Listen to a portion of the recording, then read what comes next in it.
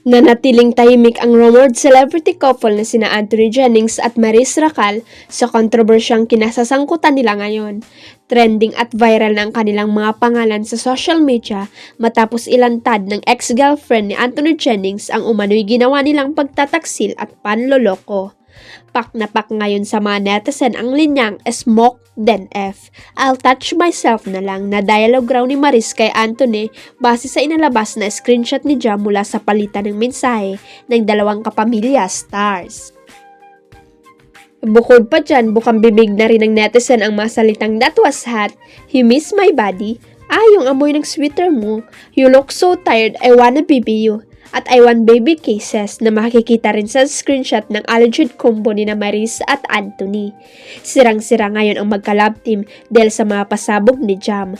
Kaliwat kanan ang pambabati ko sa kanila ng mga social media users at talaga namang puro masasakit na salita ang ibinabato sa kanila ngayon. Narito ang ilan sa mga comments ng ating mga netizen. Pag may jowa na kasi wag nang papatol sa iba. Naalala ko naman tong malanding ma'am, tapos pa-victim kay giyagawan daw siya. Sana makanap na si Rico ng faithful woman, same kay Jam faithful guy. Barag na barag din kami kasi malabo yung screenshot, hirap basahin lalo't na't bagong gising pa kanina. Yung babae talaga dito ang sobrang maaapektuhan dito, patay kang bata ka, sabi na kasing mag-delete Padinay-dinay pa si Maris kaya pala sila nagwalay ni Rico. Maganda din si Jam at mukha naman desente.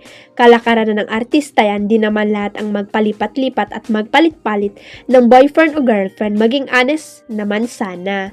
Nauna rito sinabi ni Jam na bago sila tuluyang magiwalay ni Anthony, siniguro pa nito sa kanya na ititigil na nila ni Maris kung ano man ang namamagitan sa kanila.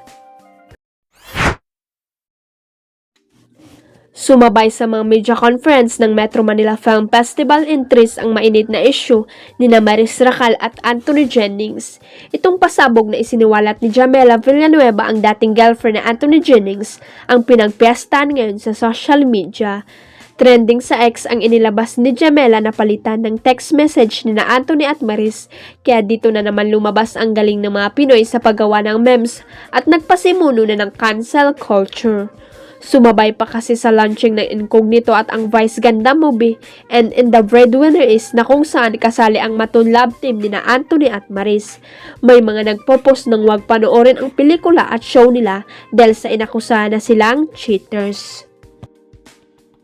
Hindi lang si Anthony ang inakusang cheaters kundi pati sina Daniel Padilla at Richard Gutierrez. Pareho pa namang magaling sina Anthony at Maris pero hindi naging maganda ang imahe nila dahil sa inilabas na pasabog ng dating girlfriend ng aktor. Pero may mga nagsasabi, hindi tama itong ginawa ni Jamela Villanueva, pwede raw kasuhan ang taong naglabas ng screenshot ng conversation ng ibang tao. Kahapon nga sa It's Showtime ay may patutsada na si Vice Ganda na maaaring tinutukoy nito ang mainit na isyong ito ni na Anthony at Maris. Pinopromote kasi ni Vice Ganda ang MFFF entry niyang in the breadwinner is, sinabi niyang magplano kayo para sa Pasko, hindi yung basa kayo ng basa ng mga ganap sa Twitter. Sabi pa ni Kim Chiu, ano pa meron sa Twitter? Maaaring ang tinutukoy raw nito ang pinag-uusapan ding pagdeklara ng martial law sa South Korea na sinasabay ng pasabog ng dating girlfriend ni Anthony. Huwag kalimutang i-click ang subscribe button at i-ring ang notification bell para sa latest at legit chika updates.